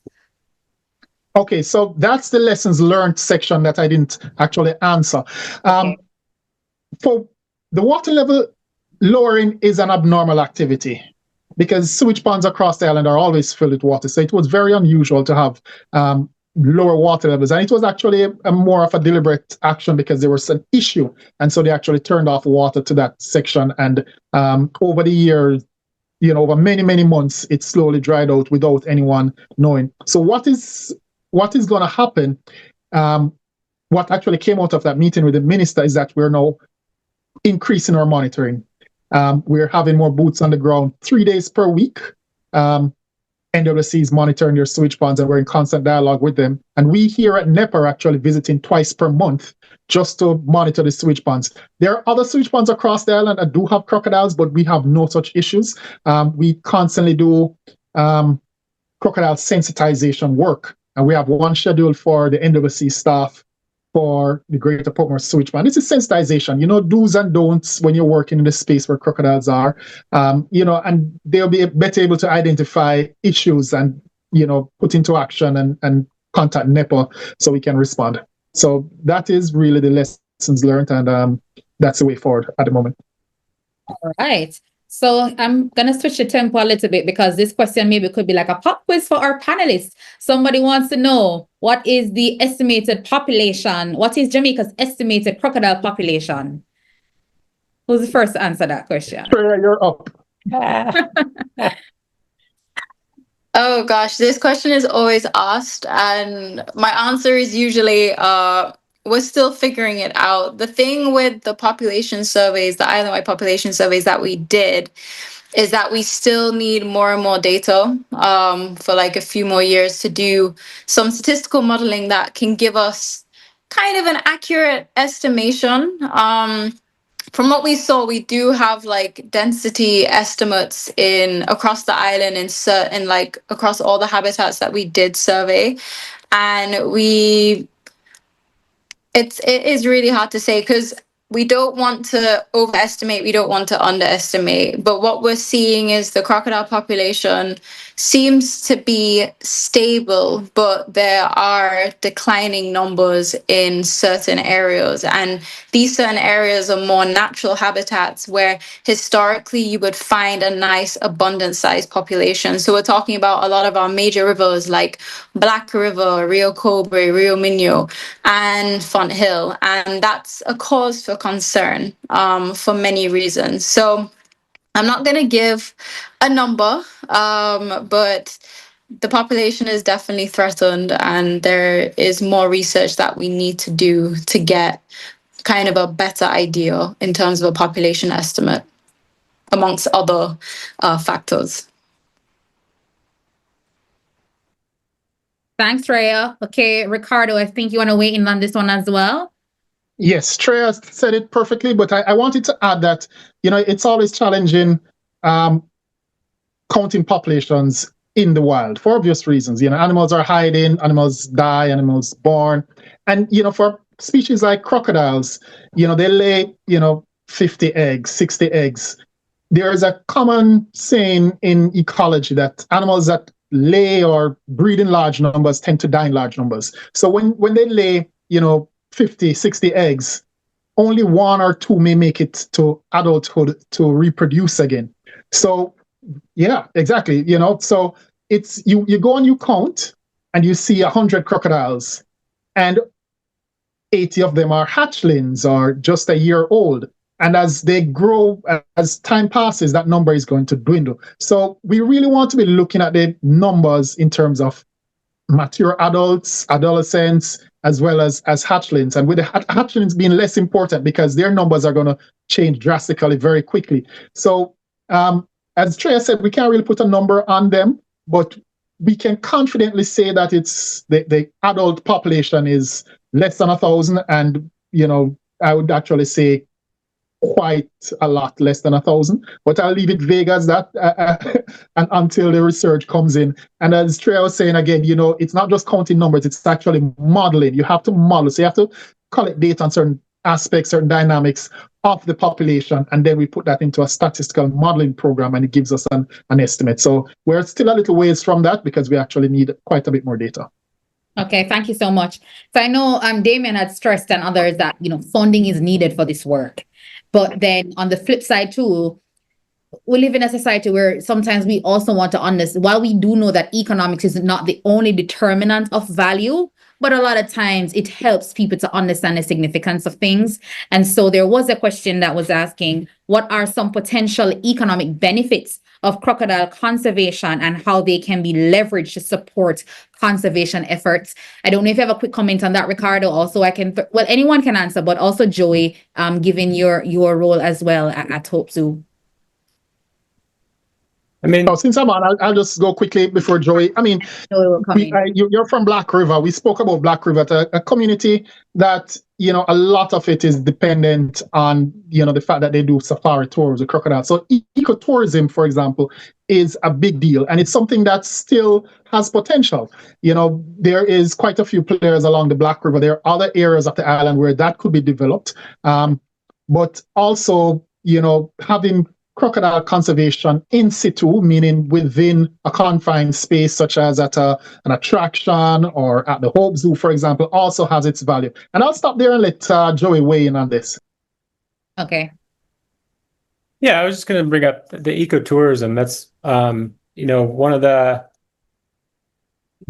similar case Black River, but it's in other countries around the world. One of the kind of best ways to protect these dangerous predators in these communities, especially heavily populated communities, is to put a monetary value on them, where the community, the people are benefiting from it.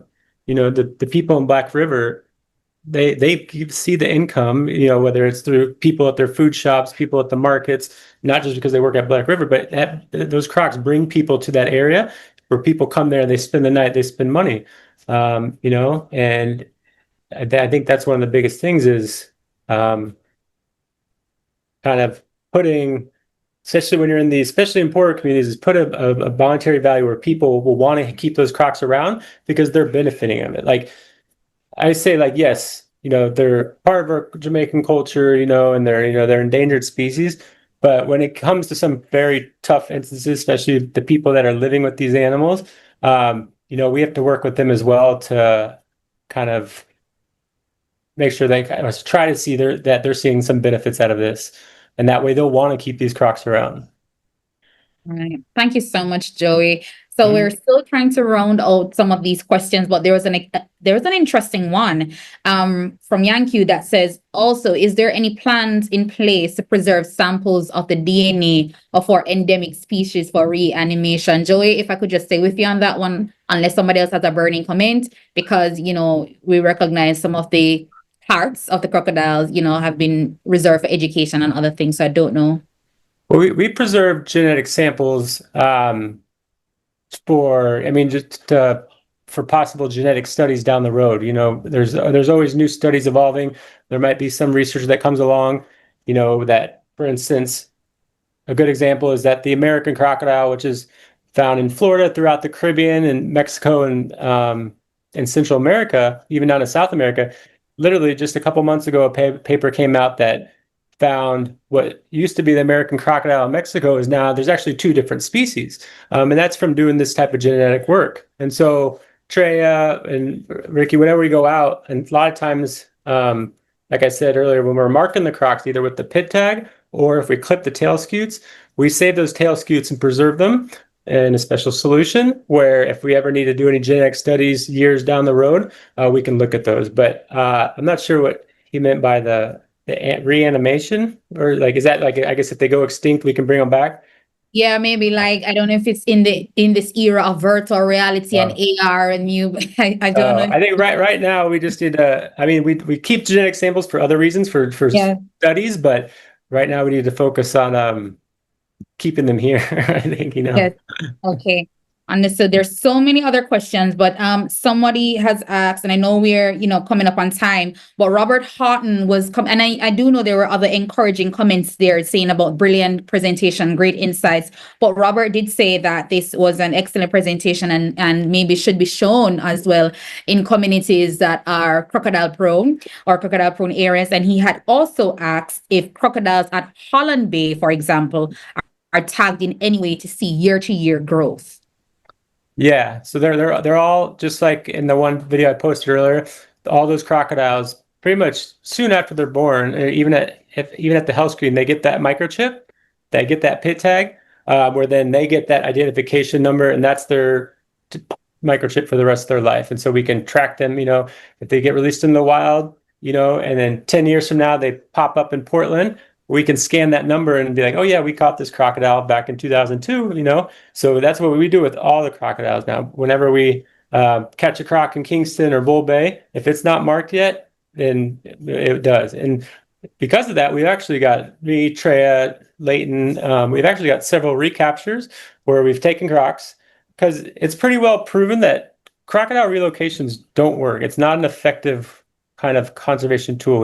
So when this croc pops up, let's say in Seaview Gardens, if we take that croc, we can drive it 50 kilometers away and put it somewhere else, closer to St. Thomas or something. Those crocs, it's kind of a mystery, but it's almost like a bird migratory thing. They have a very strong homing mechanism where they just want to go right back to where they came from. And so we've taken crocs just a couple months ago. Damien and I took a croc from Hellshire. We put it in a car for 2 hours. We drove it to Salt River. We put it on a boat for an hour. Released it out by Goat Island. 2 weeks later, that croc was back in the pond we caught it from. And so that's why for sustainable conservation, relocation is not the best. It's coexistent education and getting in these communities. And I think if Treya has something, I think part of the question was some of Treya's work with the Jam Croc Initiative moving forward is these outreach kind of workshop groups and getting into these communities in these croc populated areas is going to be some of the most critical work. And not only educating those people, but showing that they have support, that people are there to help them if they do have conflicts, so that's what needs to happen. And it's going to be pretty cool over the next few years. Okay. Thank you so much, Joey. And on that note, we're going to just bring things to a close. But I'm going to encourage all my speakers, you feel free to visit the chat. As we know that we've been streaming across several platforms. And so if there's any questions that we may have missed, I'm sure that the commenters will appreciate the response. And like I said, it will also benefit those of whom will be catching this recording at a later date. But let me just again officially say thank you to all our speakers, Ricardo Miller, Joey Brown, Damon White, and Treya Picking, for your eye-opening and enriching and insightful presentations today. I know that this event started from us responding to a tragedy, but I think at the end of the day, we're moving towards transformation. If by anything that we've seen with the depth and scope of work that you all have been engaged in individually and collaboratively. And so we do know that saving the crocodiles is much more than protecting species. It's about protecting the balance in our ecosystem. It's about protecting the heritage in our culture. And also it's also about protecting or ensuring accountability within our stewardship. So we're really encouraged by all that you have tabled here today. And I know that more people will be following Jam Croc Initiative, more people will be following Roosters World Jamaica, more people will be tracking and calling NEPA, and also more people will be calling and visiting Hope Zoo, wanting to learn more and how they can have the capacity as it relates to conservation. So it was a pleasure engaging. It was a pleasure serving as your moderator. I am Dana Lynn Swaby, and I do encourage you to share this link widely, or links widely, wherever you got this recording. So on behalf of the Faculty of Science and Technology at the University of the West Indies, Mona, we say bye and thank you so much. Bye.